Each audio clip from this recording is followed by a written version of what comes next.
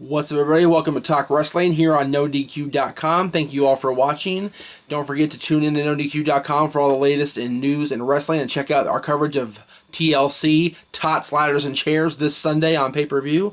Aaron will be right there on Twitter doing the blow-by-blow, so check him out on there. Let's get to your questions.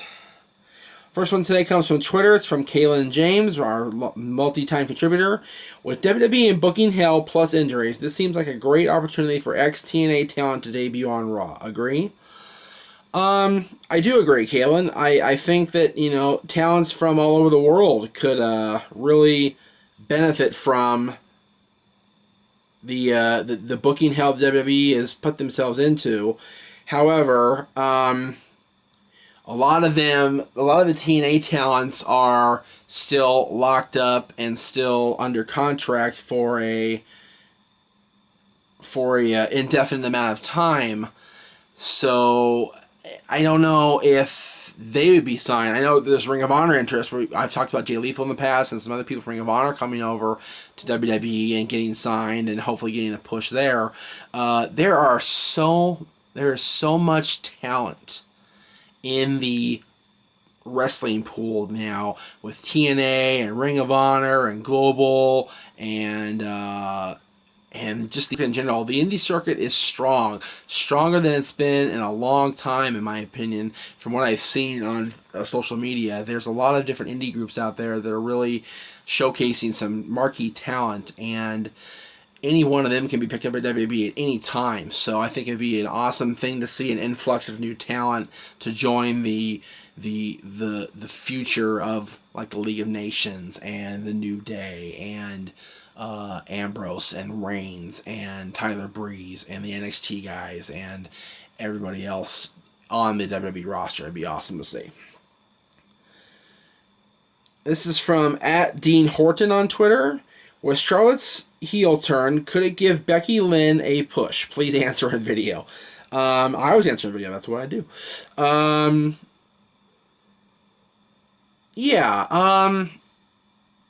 follow up with that, Josh Harvey on Instagram, always joshing, says, can you see Charlotte becoming the dirtiest diva in the game, and can you see it benefiting or destroying her career? Her character, excuse me. I think Becky will get a decent little push here after TLC on Sunday because you got to wrap up the Charlotte Paige story.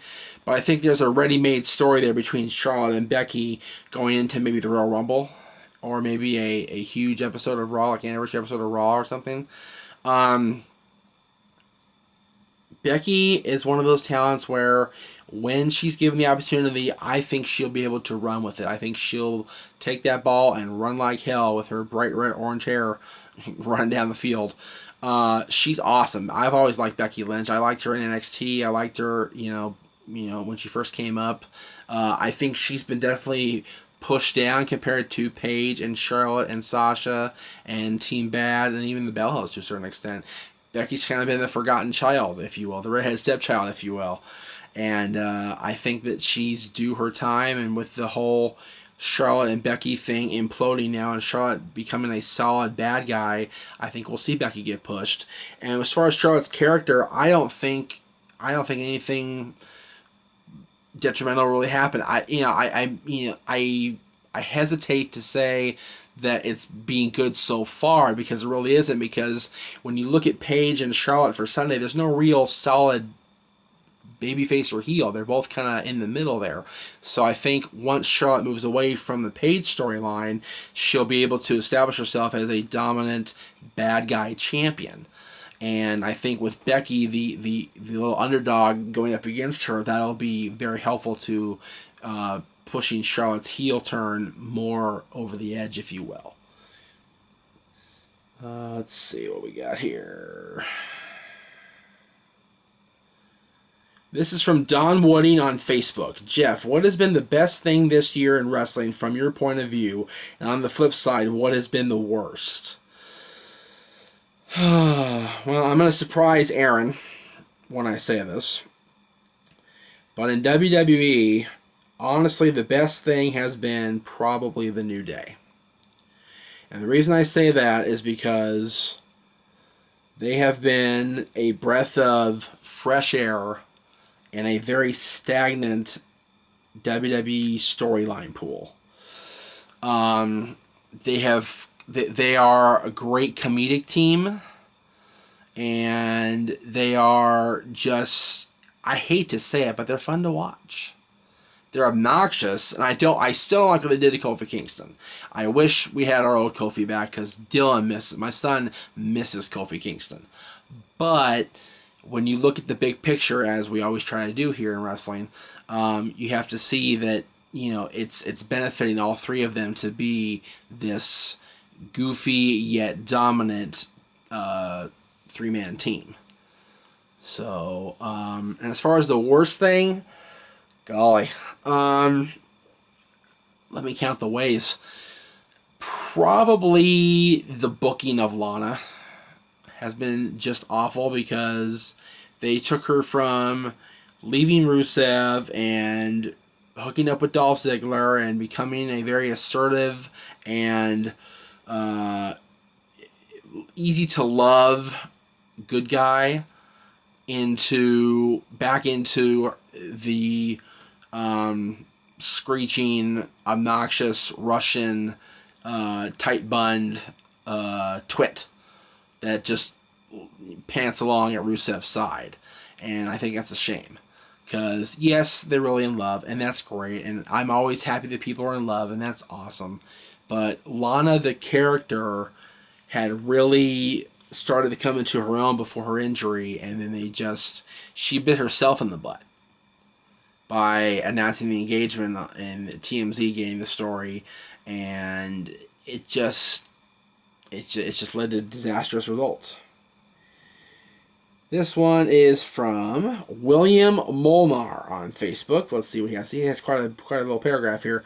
With SmackDown moving to USA soon, do you feel WWE will try to interconnect stories, plots more on each show, and really establish a cohesive link between the shows more, especially if they happen to go to a Monday-Tuesday format? I feel that'd be a step in the right direction, and want your thoughts on that, please. I was thinking the same thing when it comes to SmackDown moving to the USA Network. I definitely think they're going to have them linked more. I think they'll have storylines driven more toward linking up between Monday and Thursday, or Monday and Tuesday, whatever the case may be.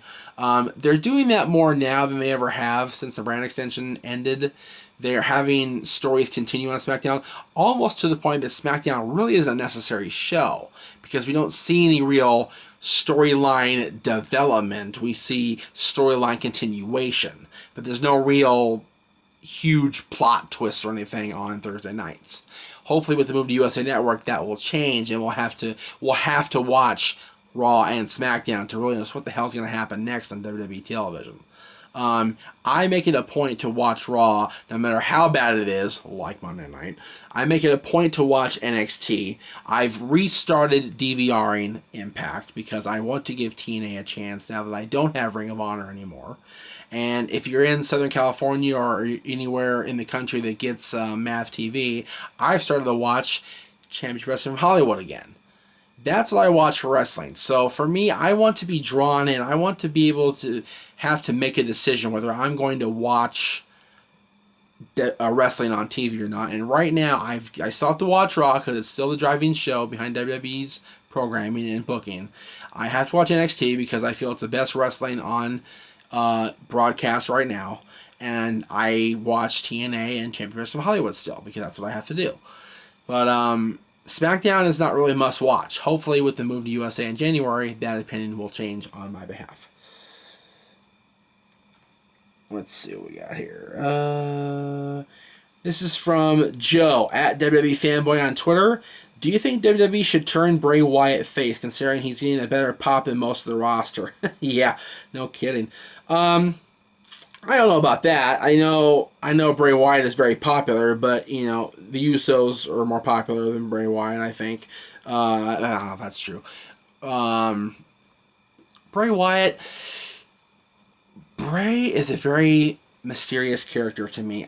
He's not quite as polarizing as Cena has been over the years, because there are people that definitely dislike Bray and people that definitely like Bray. I do not like Bray. I don't think he's very technically sound in the ring, and his beard looks like it sweats. It's gross.